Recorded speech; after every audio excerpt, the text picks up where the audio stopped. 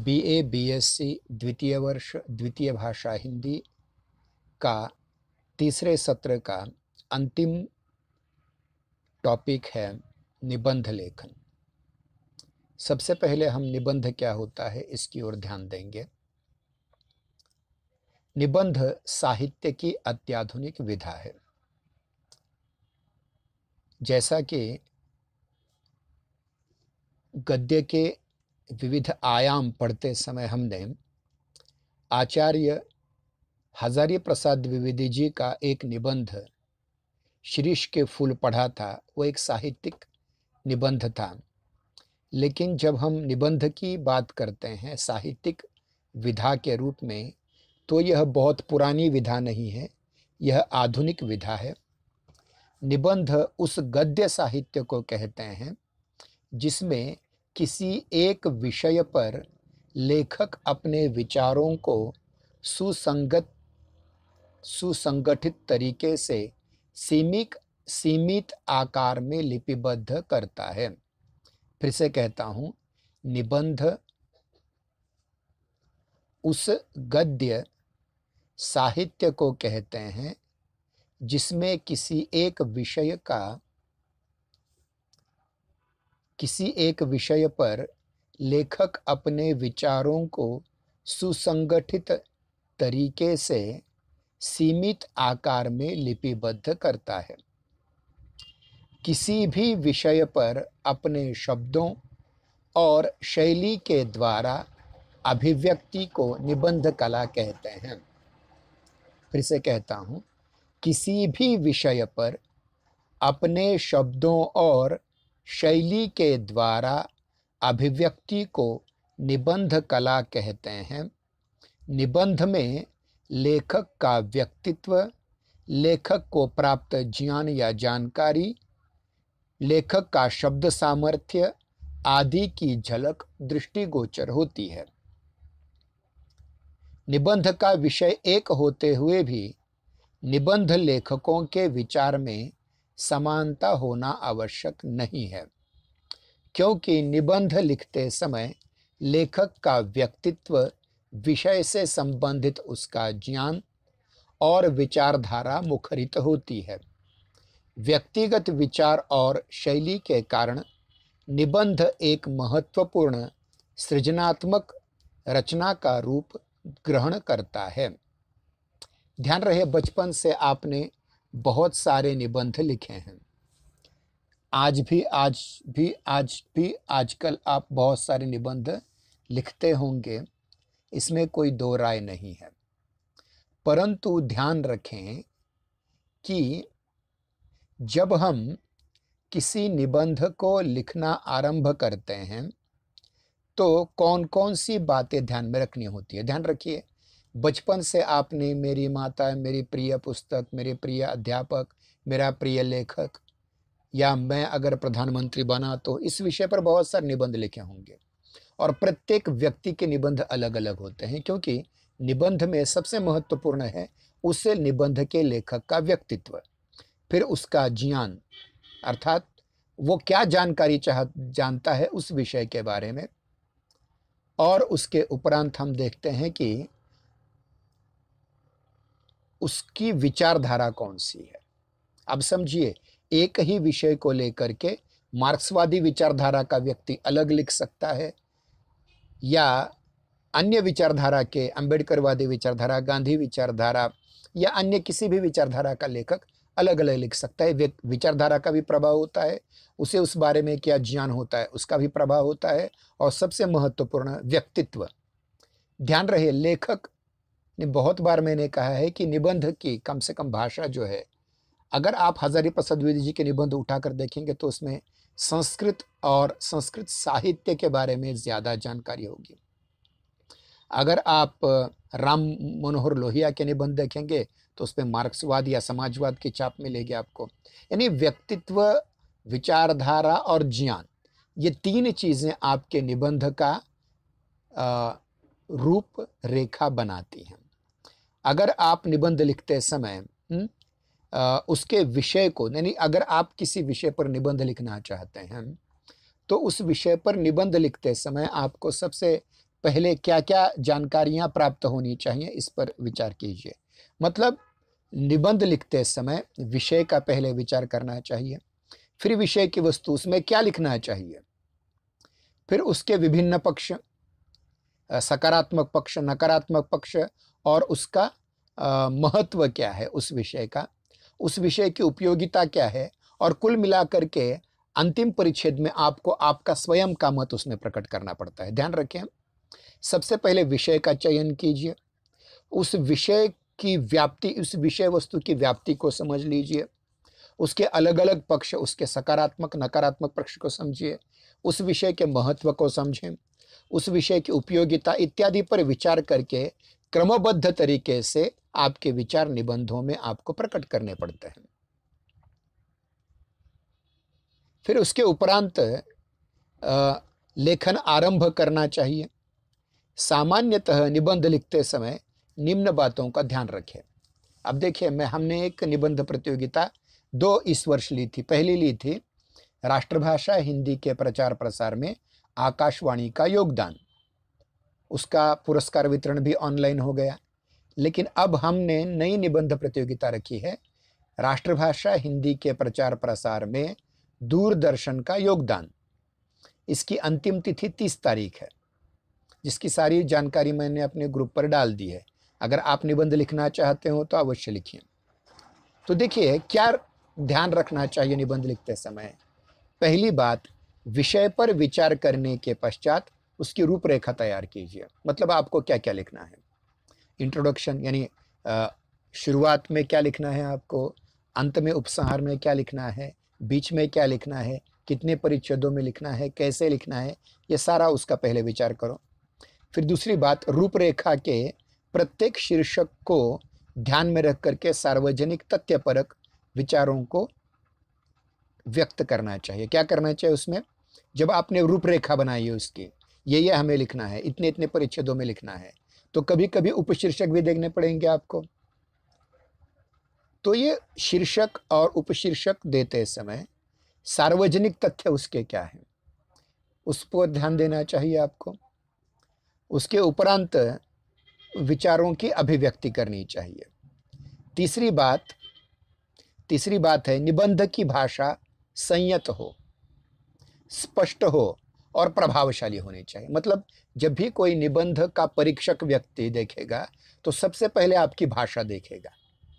आपकी भाषा संयत होनी चाहिए, उसमें गाली गलौच नहीं होने चाहिए, अपशब्दों का प्रयोग नहीं होना चाहिए, भाषा ढीली ढाली नहीं होनी चाहिए, भाषा श्रेष्ठ होनी चाहिए, अच्छी होनी चाहिए, बढ़िया होनी चाहिए, जिसमें मुहावरेदार भाषा होनी चाहिए, जिसमें कुछ लोकोक्तियाँ आनी चाहिए, जिससे प्रभाव निर्माण हो।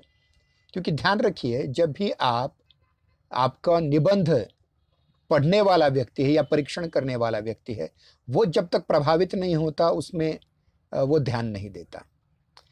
अब चौथी उसमें महत्वपूर्ण बात है, किसी एक विचार को बार बार व्यक्त नहीं करना चाहिए। मतलब पुनरावृत्ति जहाँ तक हो टालनी चाहिए।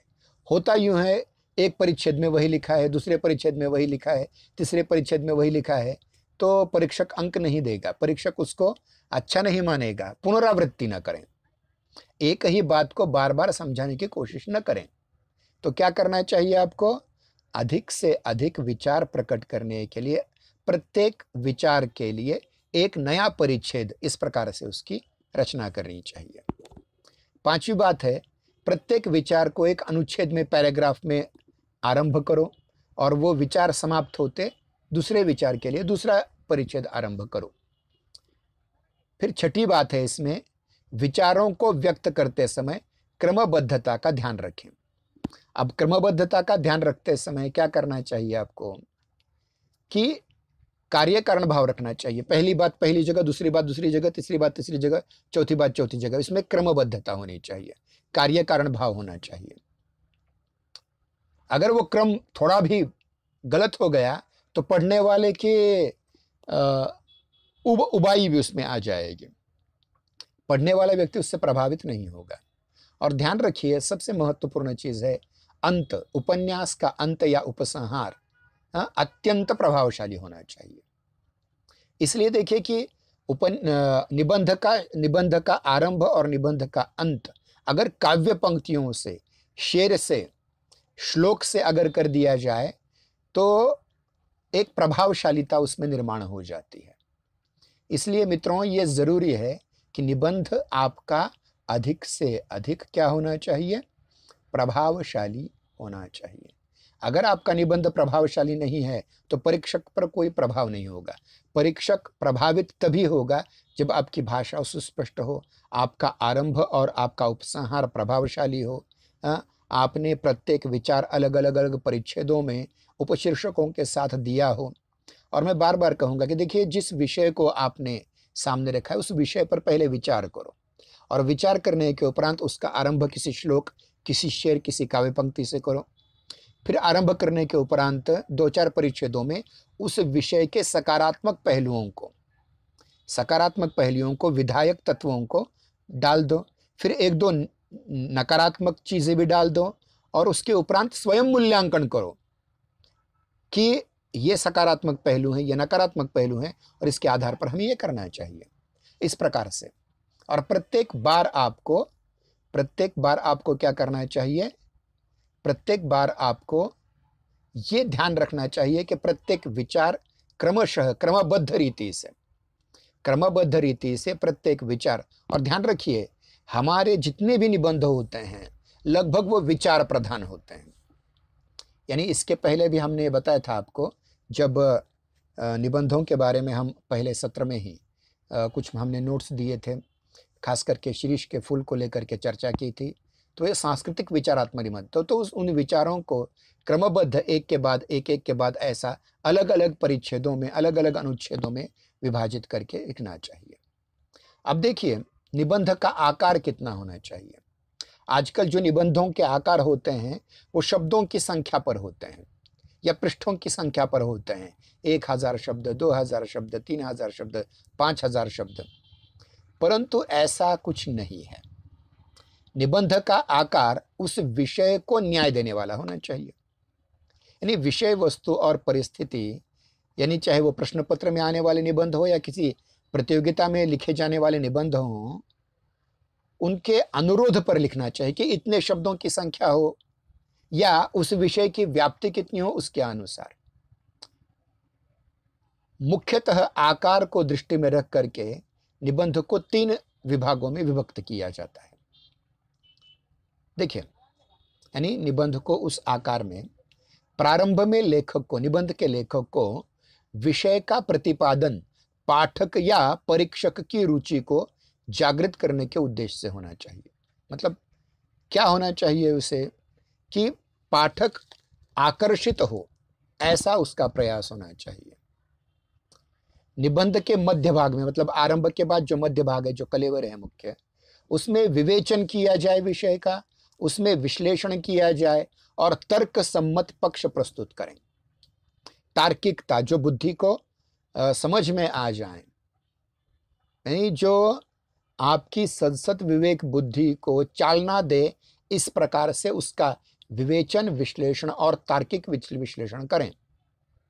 फिर अंत में जो है, निबंध के अंत में संक्षिप्त विवेचन करें, मतलब आपके निबंध का सार लिखें और जो मध्य भाग में तथ्य आए हैं उन तथ्यों के आधार पर निष्कर्ष निकालें। जो तथ्य, वैचारिक तथ्य आपने उसमें दिए हैं, उनके तथ्यों को एक निष्कर्ष के रूप में आपके उसमें लिखना चाहिए अंत में, और सकारात्मक दिशा निर्देश व्यक्त करना चाहिए। तो ये हुए निबंध का आकार और निबंध के जो आदि, मध्य और अंत, मतलब शुरुआत, मध्य और समाप्ति, इसकी ओर हमने बात कही थी। और शब्दों की संख्या जैसे प्रश्न पत्र में दी जाए, जैसे प्रतियोगिता के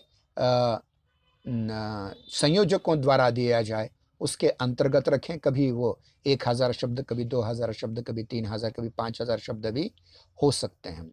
तो मूलतः क्या होता है चाहिए? भूमिका के बाद विषय वस्तु, उसके विभिन्न पक्ष, उद्देश्य आदि पर विशेष ध्यान दे करके आपके तथ्यों का निष्कर्ष उसमें निकालना पड़ेगा।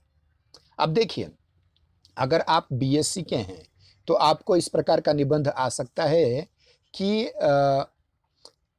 फूड पॉल्यूशन, यानी जिसको आजकल अन्न प्रदूषण और उसके खतरे, अगर ऐसा विषय दिया जाए तो पहले आपको उसकी साइंटिफिक प्रोसेस पता होनी चाहिए।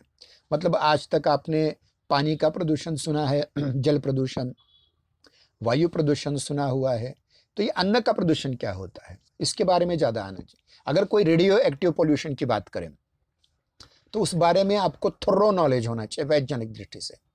साहित्यिक दृष्टि से या सामाजिक निबंध हो सकते हैं, सामाजिक समस्याओं पर निबंध हो सकते हैं, जैसे दहेज की समस्या है, जैसे स्त्री भ्रूण हत्या की समस्या है, तो इस प्रकार के भी निबंध आप लिख सकते हैं।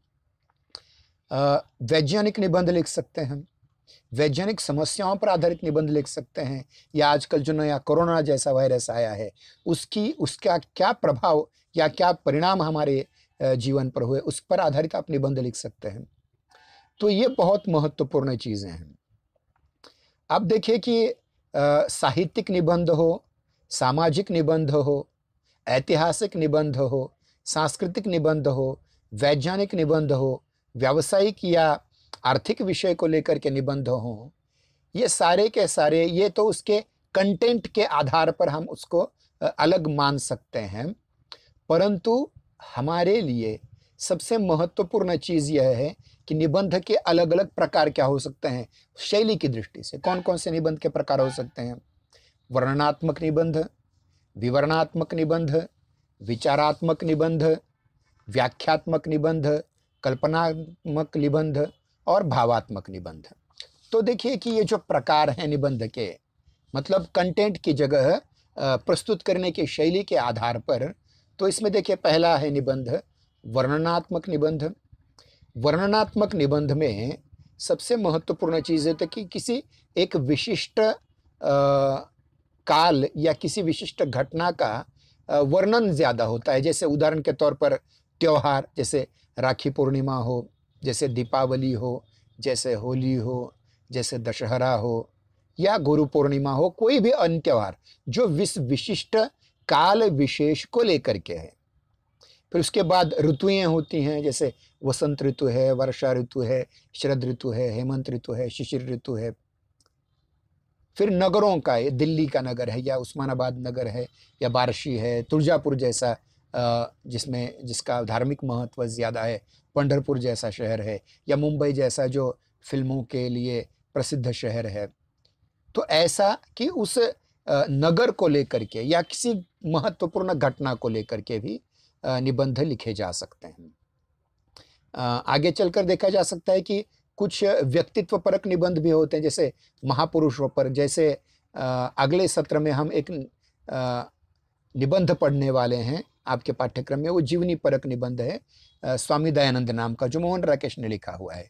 तो महापुरुषों के जीवन के आधार पर, ऐतिहासिक घटनाओं के आधार पर, ऐतिहासिक स्थलों के आधार पर, सांस्कृतिक स्थलों के आधार पर भी वर्णनात्मक शैली में निबंध लिखे जा सकते हैं। तो इसमें वर्णन किया जाना पड़ता है कि इस नगर में, इस जगह पर इस प्रकार का किला है, या इस प्रकार का सिंहासन है, या इस प्रकार का दरबार है, इस प्रकार के आसन हैं, इस प्रकार से लोग यहाँ से आते जाते थे, इस प्रकार से ये द्वार है, पिछला द्वार है, अगला द्वार है, झुंबर है, इसकी नक्काशी किस प्रकार की गई है, ऊंचाई कैसे है, वगैरह वगैरह वगैरह। ये सारी चीज़ें वर्णनात्मक में आती हैं। और त्योहारों के वर्णन में, जैसे हमारे यहाँ बैलों का पोड़ा होता है, तो उस समय किस प्रकार से बैलों को सजाया जाता है, नक्काशी उनके शरीर पर किस प्रकार की जाती है, किस प्रकार पूरन पूड़ी उनको खिलाई जाती है, किस प्रकार गाजे बाजे के साथ उनकी सवारी निकलती है, किस प्रकार से हम लोग उसके सामने नाचते हैं।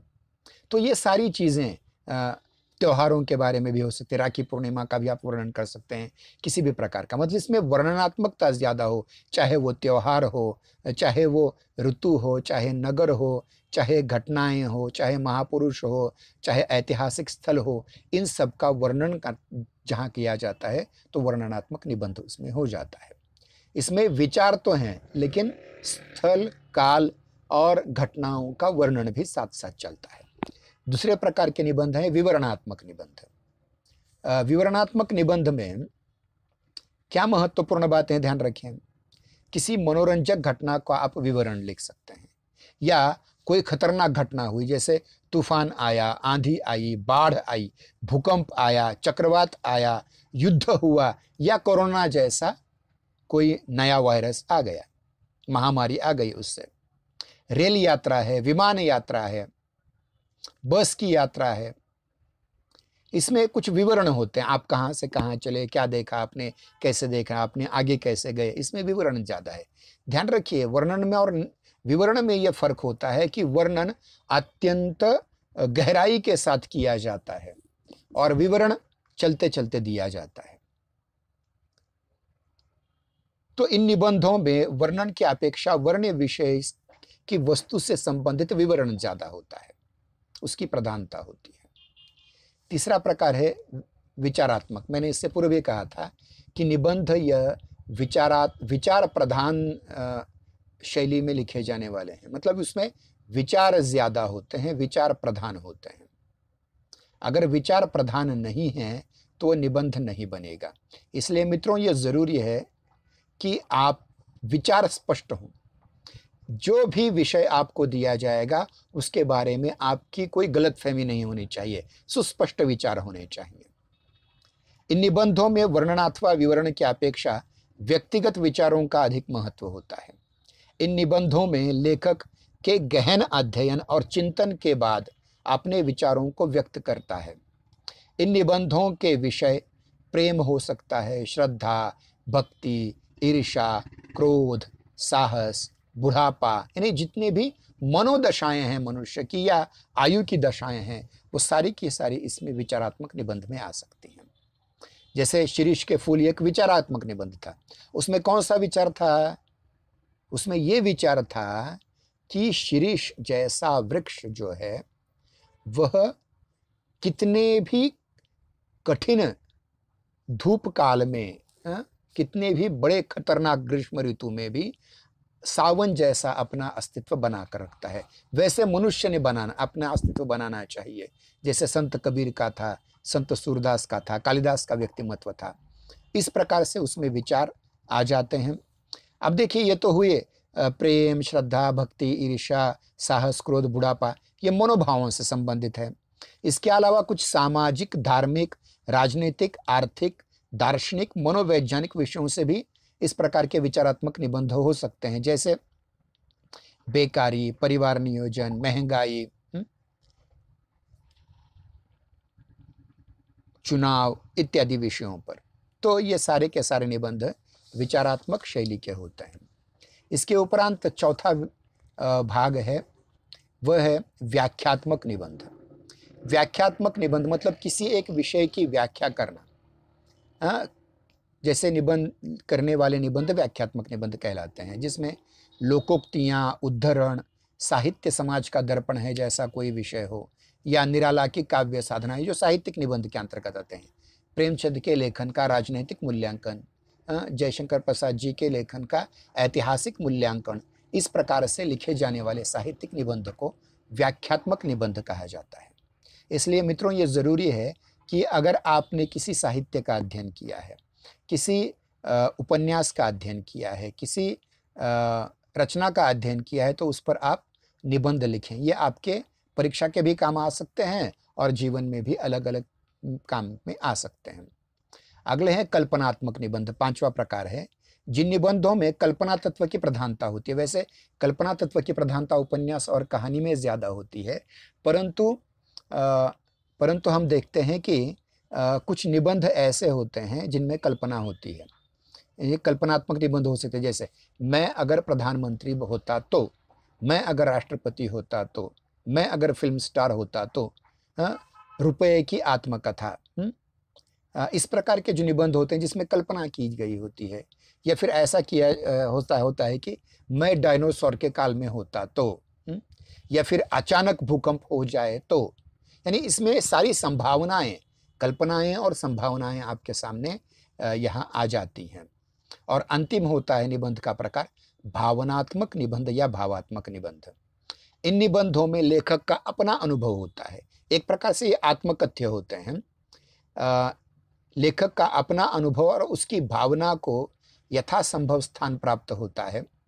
निबंध का अर्थ होता है बंधा हुआ, निबंधम।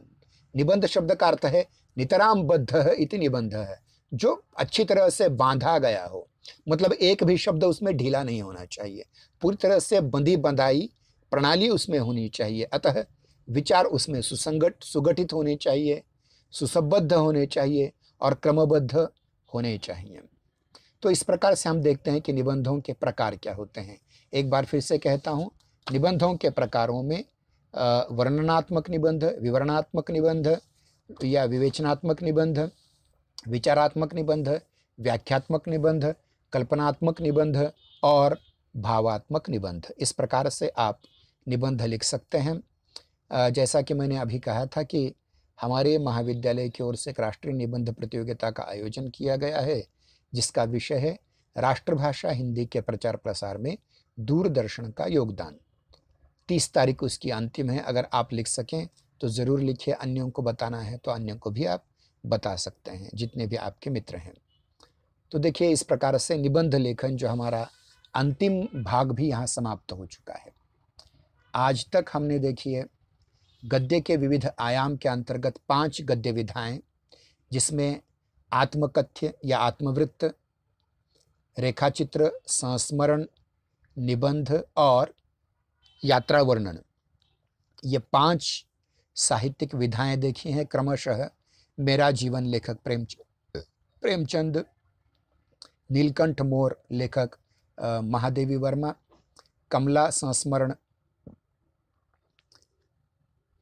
पद्मा सचदेव द्वारा लिखित, हजारी प्रसाद द्विवेदी द्वारा लिखित निबंध शिरीष के फूल, और उसके उपरांत निर्मल वर्मा जी द्वारा लिखित एक यात्रावृत्त चिड़ों पर चांदनी, और उसके उपरांत हमने हिंदी भाषा की व्युत्पत्ति कैसे हुई, भाषा की परिभाषा क्या है इत्यादि पर विचार किया। वैश्वीकरण में हिंदी भाषा का महत्व क्या है, इस पर विचार किया। उसके उपरांत भाषा शिक्षा क्या है, भाषाई कौशल, श्रवण संभाषण, पठन लेखन, और उसके उपरांत हमने व्यावसायिक हिंदी की बहुत सारी बातें की, व्यावसायिक पत्र लेखन तक हम आए थे। व्यावसायिक भाषा के विशेषता कौन सी है, व्यावसायिक भाषा की संरचनात्मक विशेषताएं कौन सी हैं, ये सारी चीज़ें पढ़ने के उपरांत आज हमने अंतिम टॉपिक आपके सम्मुख रखा, निबंध लेखन। इसके साथ हमारा सिलेबस समाप्त हो जाता है।